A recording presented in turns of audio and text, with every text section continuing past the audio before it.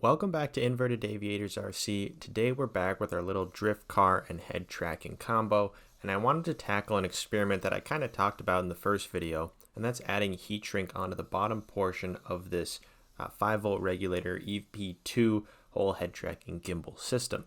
I talked about this experiment in the last video, saying if you want to add a little bit of heat shrink onto the bottom to protect the wires, you totally can, but it might make it a little hotter. And after re-watching that video, I thought, well, why didn't I just add heat shrink, do the experiment myself, and show off the results so that you can make a decision on whether or not you want to add heat shrink to your system. And so that's what I did. And I started this experiment just like any experiment should. I did a baseline couple drives. I left heat shrink off of the whole system so that I could just see how it gets normally and how the temperature fluctuates in between the two different experiment runs. And you might be wondering, well, why would you want to add heat shrink if it works fine like this? And the idea behind it is the heat shrink will not only protect the wires, especially on a little thing like this. You can see I'm bumping into a whole bunch of things. It'll protect the wires and the solder joints. But the secondary reason is that when I put this system on a plane outside, or on a plane where I'm flying in the elements, there's going to be a lot more wind resistance and a lot more things hitting this gimbal system, and I wanted to protect everything as much as possible. And so if you wanted to add heat shrink on a system like this, it would for sure insulate everything. It would protect the wires, protect the solder joints, but the trade-off is that it does get a little bit hotter, or at least that's the theory. So we are going to keep watching the rest of this fun highlights, and then we'll get back when I start doing some of the temperature testing.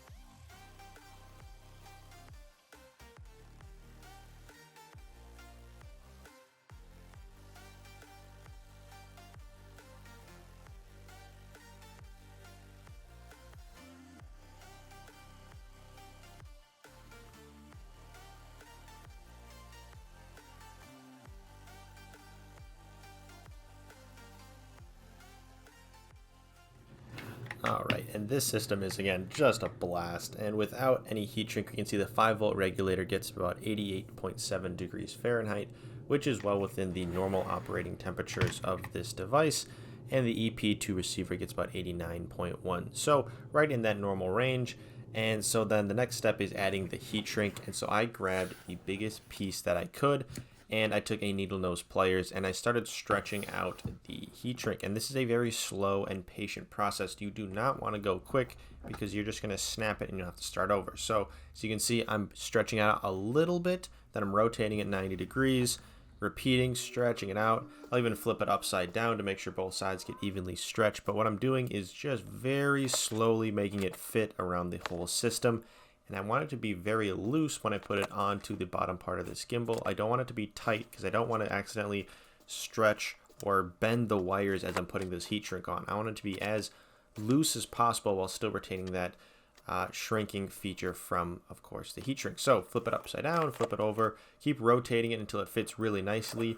And also, if you're very close, don't try to give it one last big yank from the needle nose pliers. You're going to do something that I did.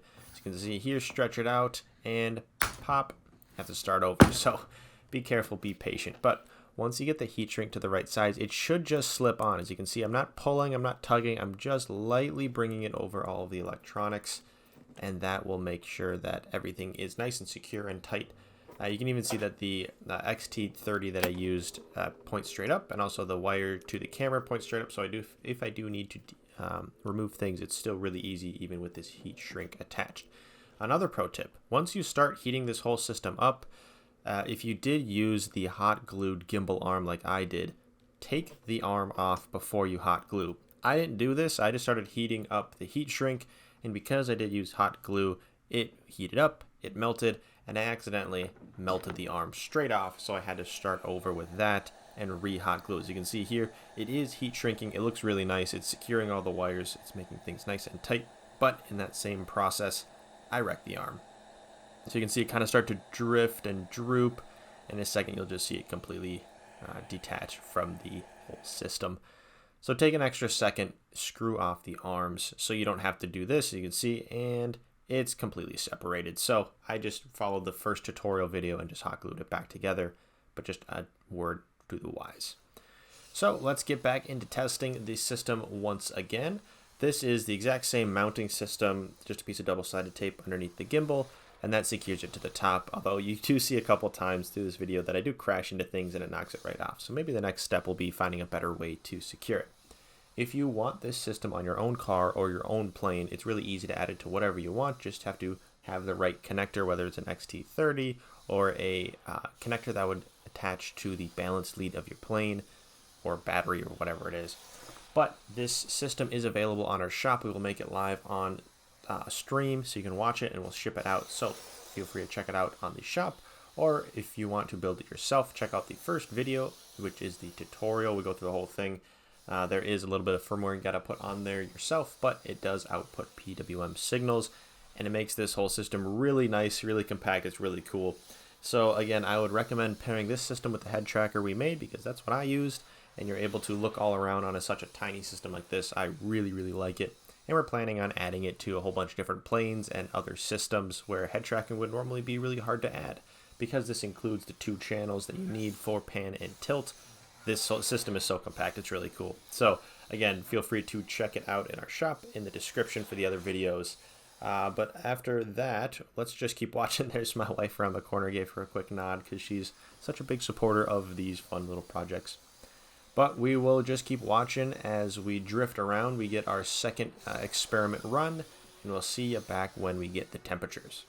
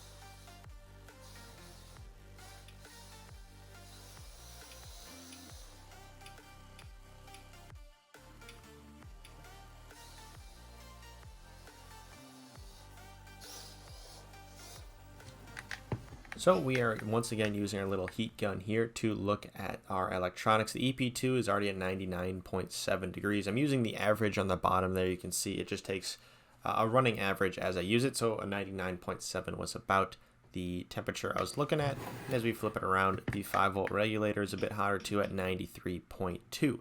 So if you're a big math guy yourself, you'll know that the heat shrink numbers are hotter than the non-heat shrink numbers, which is totally expected because there is an insulating layer around the whole electronics.